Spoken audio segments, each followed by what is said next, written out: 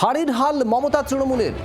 Office চালানোরও টাকা নেই, টাকা চেয়ে এবার হাইকোর্টের তৈরি তদন্ত কমিটির কাছে আবেদন।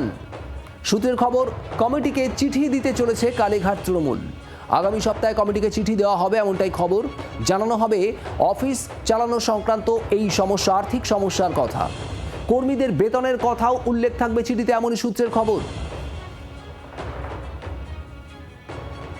অ্যাকাউন্ট ব্যবহার নিয়ে এখনো পর্যন্ত জটিলতা অব্যাহত, আর এরই মধ্যেই অফিস চালানোর খরচা জোগাড় করতে এবার হাইকোর্টের তৈরি তদন্ত কমিটির কাছে আবেদন করতে চলেছে মমতা তৃণমূল শিবির। সূত্রের খবর, কমিটিকে চিঠি দিতে চলেছে কালীঘাট তৃণমূল।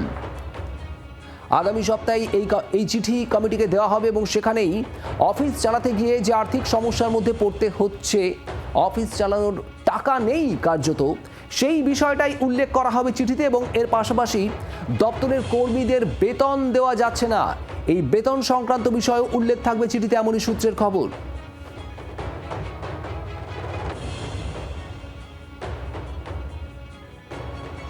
আর এই বিষয়ে কলকাতা হাইকোর্টে তৈরি করা তদন্ত কমিটির দ্বারস্থ হতে চলেছে মমতা তৃণমূল শিবির। কারা তৃণমূলের আসল তৃণমূল ছাত্র পরিষদ, তা নিয়ে এবার সংঘাত তীব্র। তার কারণ, 28শে আগস্ট তৃণমূল ছাত্র পরিষদের প্রতিষ্ঠা দিবস রয়েছে। গান্ধী মূর্তির পাদদেশে গান্ধী মূর্তি চত্বরে কারা এই তৃণমূল ছাত্র পরিষদের প্রতিষ্ঠা দিবস পালন করবে? কালীঘাট শিবির আর ঋতব্রত শিবির, দুই শিবিরের মধ্যে সংঘাত আরও তীব্র হতে চলেছে। সোমবার হাইকোর্টে আরও একটি আবেদন জমা দিচ্ছে ঋতব্রত শিবির। মমতা তৃণমূল আসল তৃণমূল ছাত্র পরিষদ নয়, হাইকোর্টে নতুন করে আবেদন করা হচ্ছে ঋতব্রত শিবিরের পক্ষ থেকে। আমরা এ নিয়ে কথা বলেছিলাম ঋতব্রত শিবিরের তৃণমূল ছাত্র পরিষদের নেতা সুদীপ রাহা কি বলছেন এ নিয়ে, শোনাবো।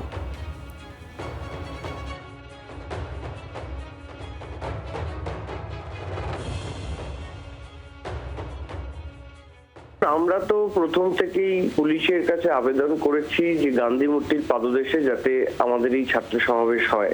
প্রস্তুতিও সেই পর্যায়েই রয়েছে যাতে আমরা গান্ধী মূর্তির পাদদেশেই এই সমাবেশকে করতে পারি। পুলিশের তরফ থেকে সেরকম কিছু সদর্থক আমরা কিছু পাইনি, বরং পুলিশ বলছে যে ওখানে করা যাবে না। আমরা বিষয়টি নিয়ে আদালতের দ্বারস্থ অলরেডি হয়েছি, একটি পিটিশনও দাখিল করা হয়েছে। তাই এবার গোটা বিষয়টাই নির্ভর করছে আদালত কিভাবে বিষয়টাকে পর্যবেক্ষণ করেন। বাংলার আওয়াজ, বাঙালির আবেগ, জি 24 ঘন্টা।